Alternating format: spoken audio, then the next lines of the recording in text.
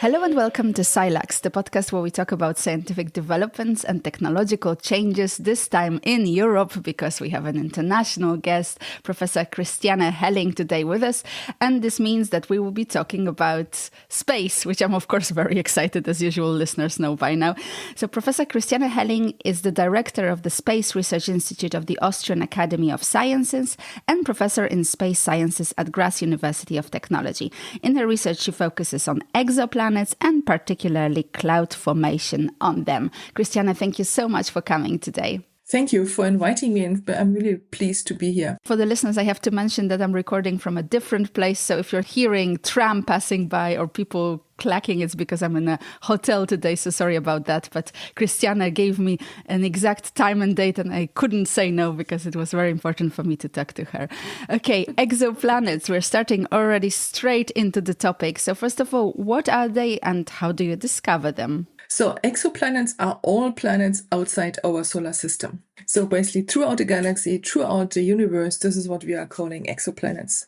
The most efficient discovery method is the so-called transit method, which means that a planet moves in front of the star and we can observe the dimming of the light during the time that the planet sits in front of the star. Dimming of the light. How fast can we observe it? It's just a second and that's it, right?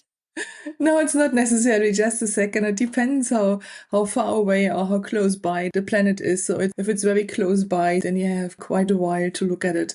So it can be of the order of minutes. So it's not just a flicker in time. Okay, good to know. Because, of course, from lay perspective, I have a feeling that it's just really that flicker in time and that's it.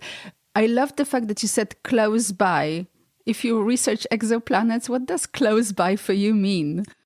Yes, very good question. So I think we can imagine this as the volume around our sun within our galaxy that has been explored with respect to exoplanets. And here we are talking about a radius of about 300 light years, which is very, very tiny compared to the entire extension of the galaxy we are living in. Of course, very tiny. At the same time, I recently had a discussion about the fact that, we are putting the solar system on an A4 paper very often, right? To discover our solar system, to discover it. Yeah. But we don't realize that the distances are not exactly as we think they are because we're just squeezing all in the planets so that they would fit, right?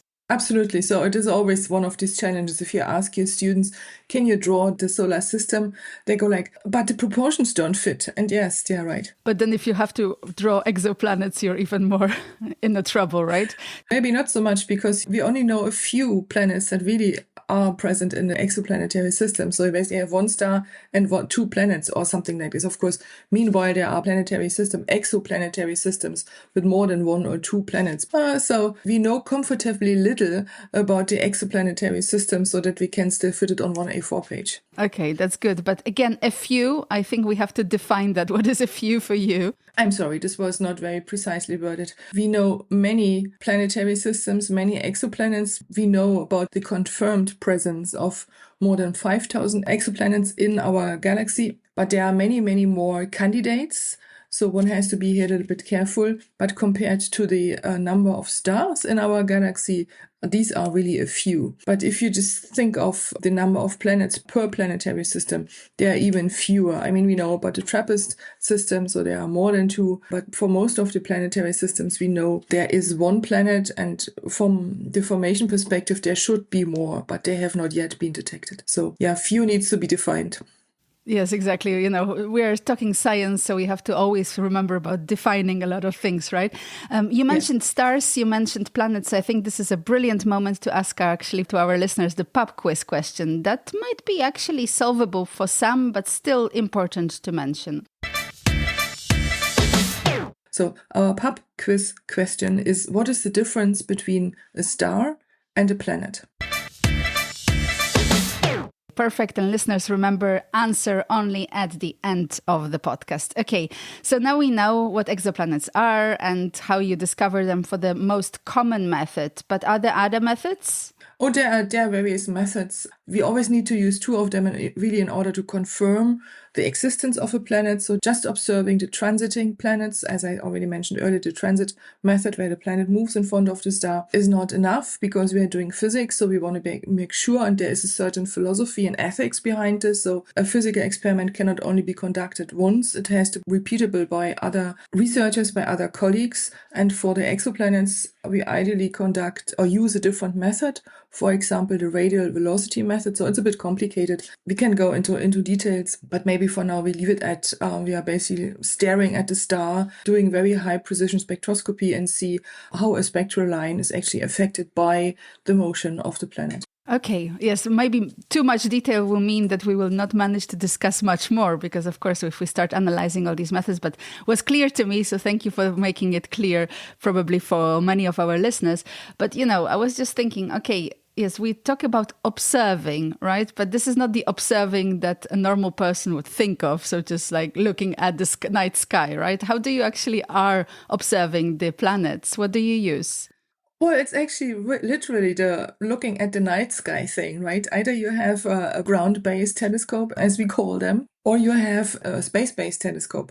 So let's just see what ground-based telescopes have been used for observing planets. For example, in St. Andrews in Scotland was involved in the WASP telescope, and now it's called Super WASP.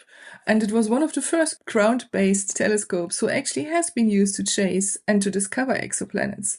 By now we have two of them, one in La Palma for the northern hemisphere and one in South Africa for the southern hemisphere. And they are monitoring millions of stars to find these transiting planets.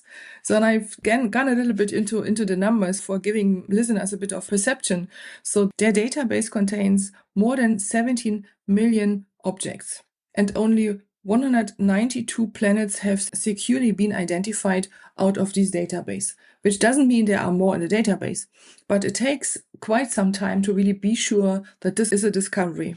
If you now go space out of the disturbing Earth atmosphere, then we have TESS, for example, we have Kepler, we have Cheops, we have also CoRoT. CoRoT is the first space mission which was built to detect exoplanets in space. So it was about convection, rotation, and planetary transits. It was a Canada-Europe-led space mission. It was the first one that ever was launched. And it was also the first one to discover the first rocky planet. So very early on, they had this fantastic discovery. So coming back to the statistics a little bit, TESS, for example, they have on their catalog that they have identified 7,351 planets to exist since 2018.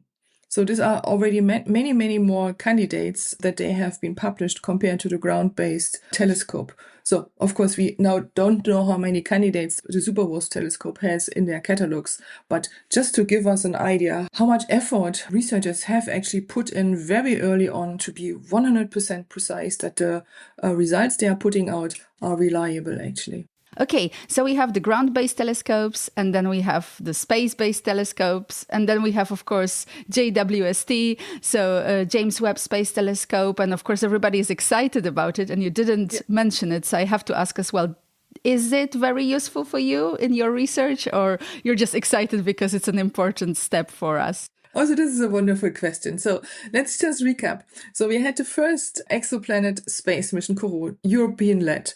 Then we have another European-led space mission. It is Cheops. And Cheops is now characterizing extrasolar planets, right? They are looking at how big they are in order to determine what the bulk composition, the average composition of that planet is. So if it's gaseous or if it's just rocky. So it's a matter of density. And then we have Cheops and TESS. They are two American-led missions which increase the ensemble of known exoplanet candidates hugely. So, but now we need to go a step further, right? So we already said Cheops was built and is flying to characterize exoplanets. And JWST is the characterization machine, if I may say so, because it covers a huge spectral range. And we are particularly excited because it goes into the infrared. So infrared means beyond 10 micrometers. Well, it goes far beyond 10 micrometers. And this allows us to detect complex molecules. Like in our speech, water is already a complex molecule, methane is a complex molecule, and maybe also bigger carbohydrate molecules, which have not been observed in exoplanets, but in planet-forming disks. So, and this entire combination is super exciting because suddenly We see some of our predictions that we have made at the Space Research Institute of the Austrian Academy of Science on the chemistry, on the physics of extrasolar planets, but also on planet-forming disks. And JWST is also perfect for us to study clouds. So it's the first observatory who gives us some sort of spectral feature. So I'm now very, very careful in what I'm saying here, because there is still a resolution issue and there is a lot of modeling and a lot of physics going in order to understand these observed data. But based on our models, we could demonstrate, and the community, not only us, but the community has demonstrated the contribution of the clouds that are in the atmosphere to the spectrum that we are seeing. And I think this is absolutely fascinating, and it makes my heart beating just a little bit faster because it's so much linked to our research. Yeah, we can hear it in your voice as well. So not only, it's a podcast, it's going to be only sound, but you can hear the excitement for sure. But I was just wondering, okay, so we have all these amazing databases you mentioned. And, nowadays it's all about big data and having a lot of data, but then you just have it there and you say, okay, now we start. So where do you start? What do you target first? Do you just do, oh, this looks good? Or what's the solution here? Well, the solution is knowledge to start with.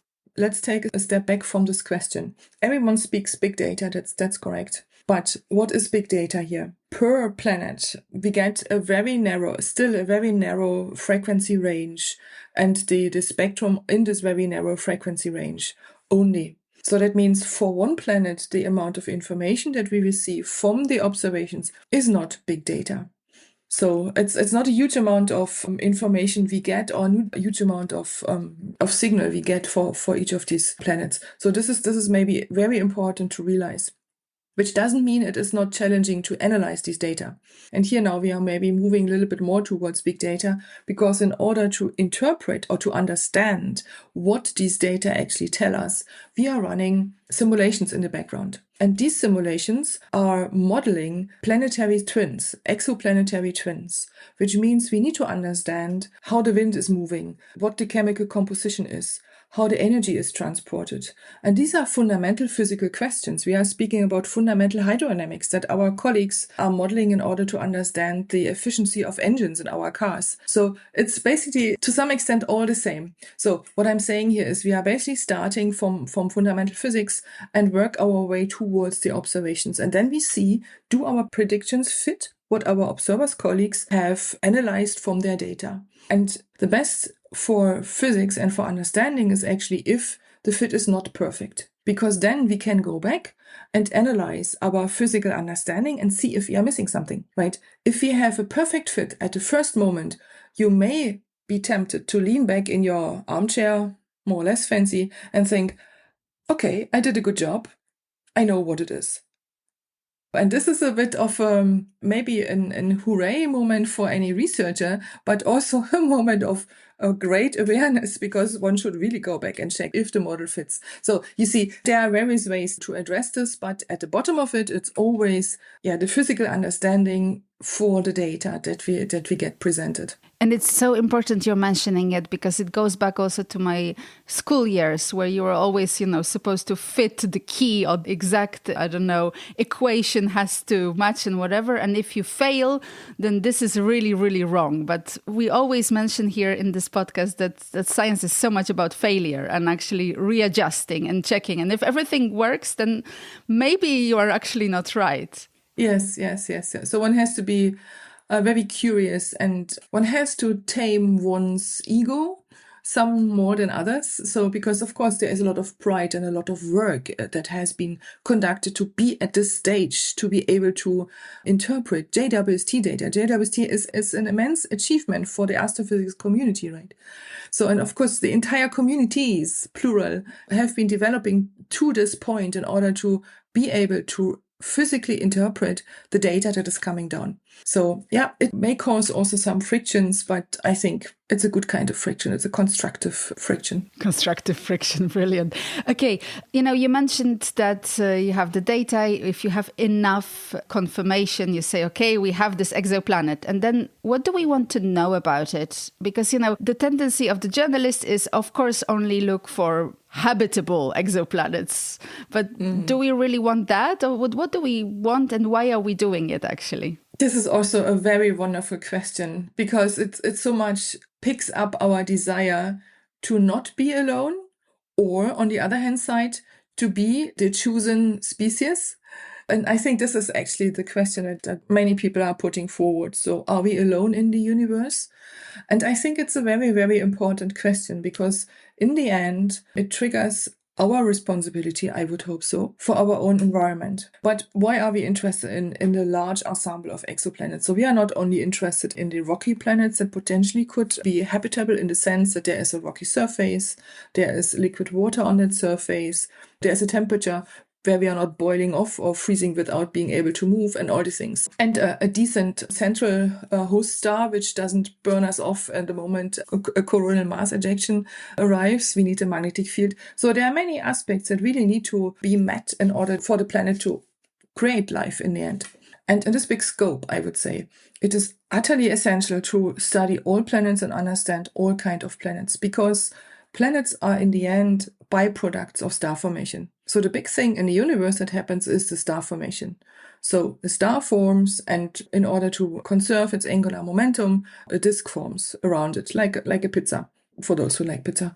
And in this disk, various planets are forming, and they are all forming according to the same physical principle.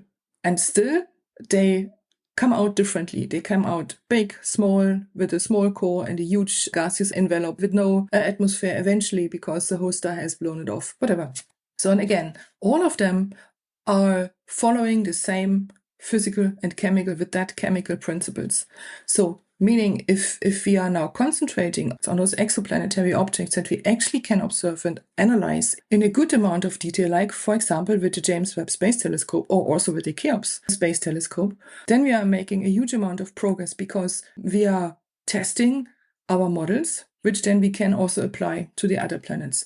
So why it is interesting to study exoplanets? Well, we are understanding their formation, we are understanding our origin, we are understanding their atmospheres, their atmospheric chemistry, and this then also helps us to question or to help progress the understanding for the climate on Earth. Because we are doing, if you like, very extreme studies. So planets can be very nearby their host star. So that means they have an extreme energy input from their host star.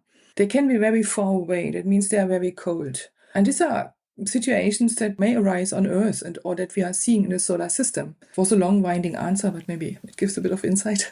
No, of course it does. But it also made me think that, again, once you are reading the reports about exoplanets, there is a tendency to say Neptune-like planet discovered somewhere, right? Yeah. And I was wondering, is it that when we are looking at those exoplanets, we are trying to understand them through the solar system planets we know, or is it just because it's easier for people to understand if we kind of compare them to the planets we know? There is the communication about science, and there is the communication amongst scientists. And using a existing picture and watering it down a little bit helps people perceive what actually is out there, which I think is important. So using the words mini Neptune or super Earth means that people understand one of the categories is indeed rocky with a bit of atmosphere, and the other category is, okay, it's rocky with a huge amount of atmosphere. And this is very valuable also for scientists to get their head around this. So now about using the solar system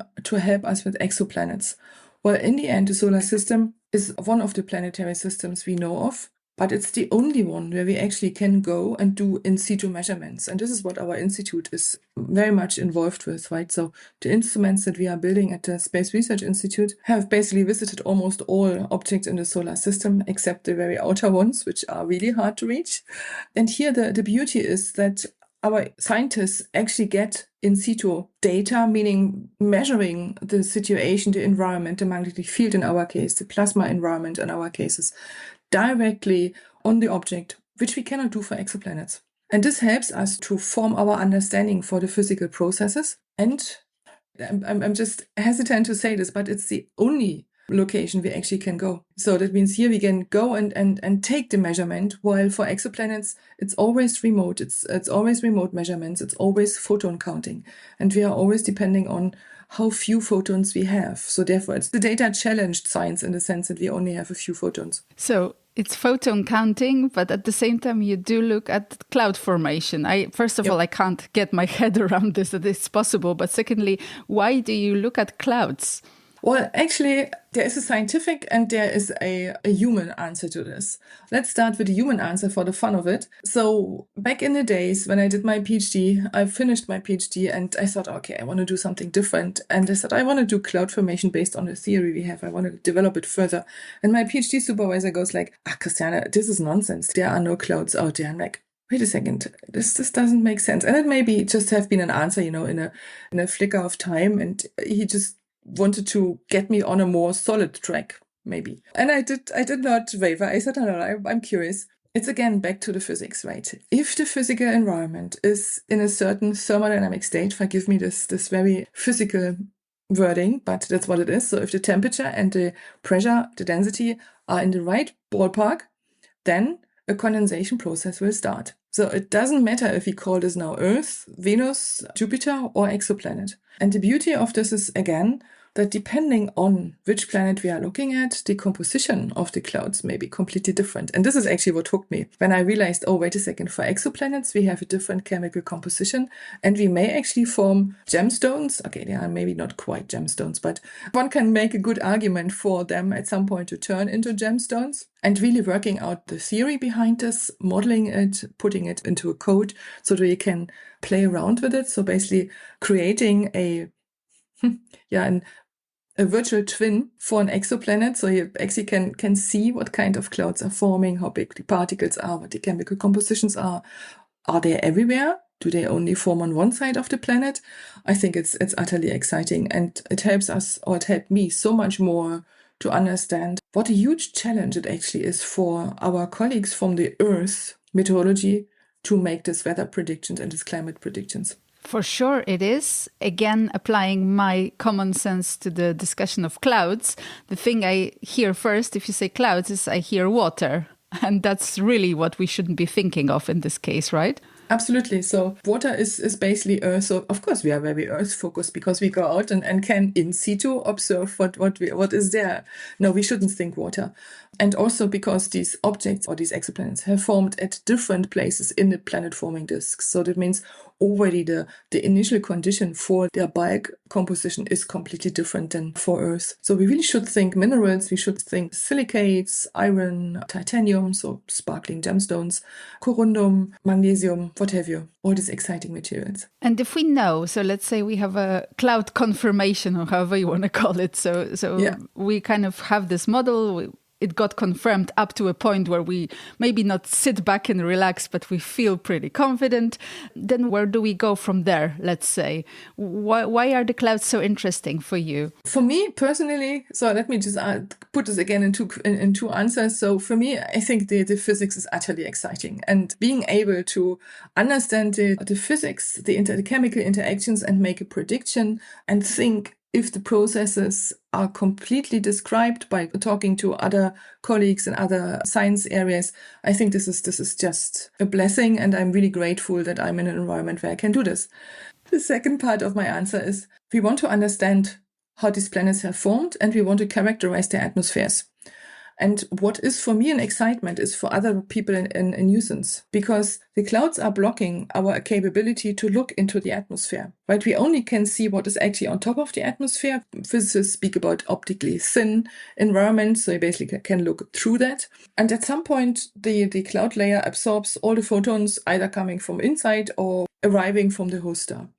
And that's it. So therefore, if we are very naive, we would conclude that the planet only has an atmosphere of the thickness that is above the cloud layer. But of course, by now, based on our simulations, we know clouds are forming. And also, if we understand the cloud formation, if we manage to observe the cloud particles, get their material compositions, we will learn something about the the atmospheric structure, the atmospheric composition below it, because we have dynamical processes bringing up material from below, let's be very careful here, from below the cloud, which then get mixed up higher in these areas where they are accessible to us through remote sensing, through, for example, JWST. And if we now go back to rocky planets, which are, of course, also cloud covered, we may even be able to make the link to the crusty surface.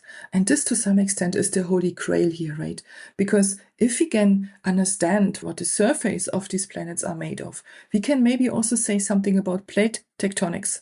And here we are back to the habitability of potential rocky planets. Plate tectonics, we know, is extraordinarily important for honing life, for enabling life. So that means everything that we are doing, observing giant gas planets, understanding non-mainstream clouds, although I think our clouds are more mainstream than the water clouds on Earth, but well, we will see what the statistics tell us.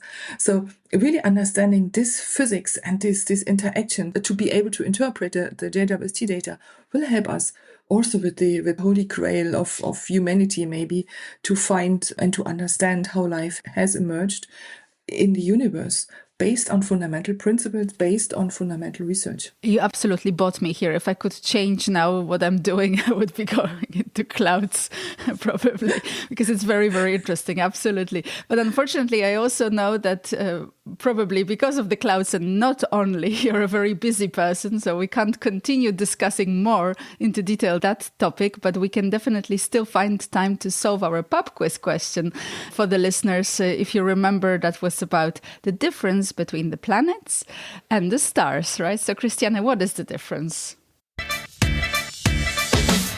It's a fundamental difference for an astrophysicist. So a star is a self-luminous gaseous sphere. Well, it's not entirely spherical, but it may pulsate.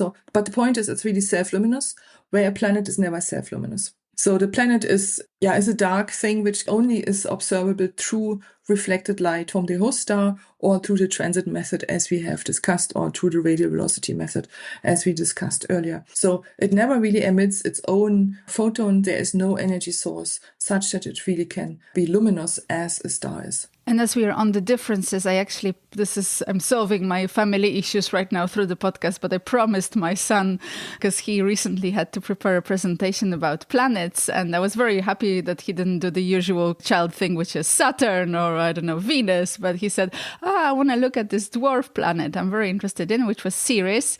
And that it was just my rabbit hole for like weeks, because I started researching myself. I talked to my space friends. We discussed a lot. And of course, some of them were like, this is not a planet. So basically, I thought, okay, I'm talking to you today, so you're going to hopefully solve it for me, at least for now. So first of all, what is a dwarf planet? And why is there a discussion that it's actually Ceres, for example, is not a planet? Yeah, well, that's almost a philosophical question, but let's try to bring this back to physics again. So there is always the thinking about how these objects have formed.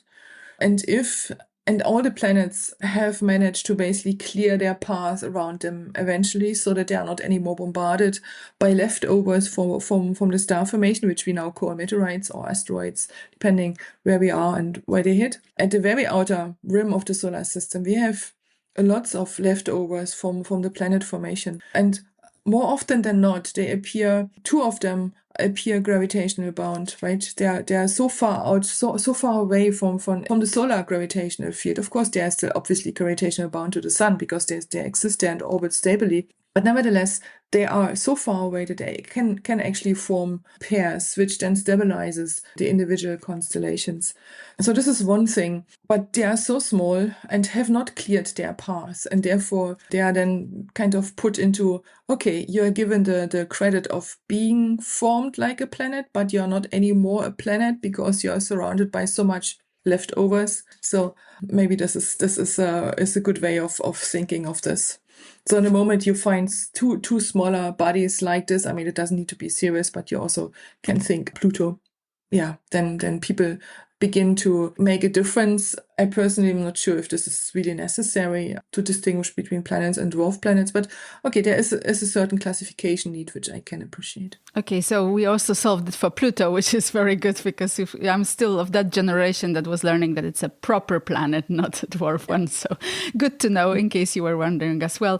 And this means that we have to actually wrap up and finish. And what remains is to thank you so much for coming and talking about so many fascinating things far away, but very important for the history of our universe and us in it as well. Thank you so much, Hannah, for initiating this. It was an utter pleasure to talk to you and be able to share a bit of the enthusiasm, but also a bit of the deep insight that we have gathered over the past years, and of course, as a community. So there's never one person who drives it all. It's always a community effort.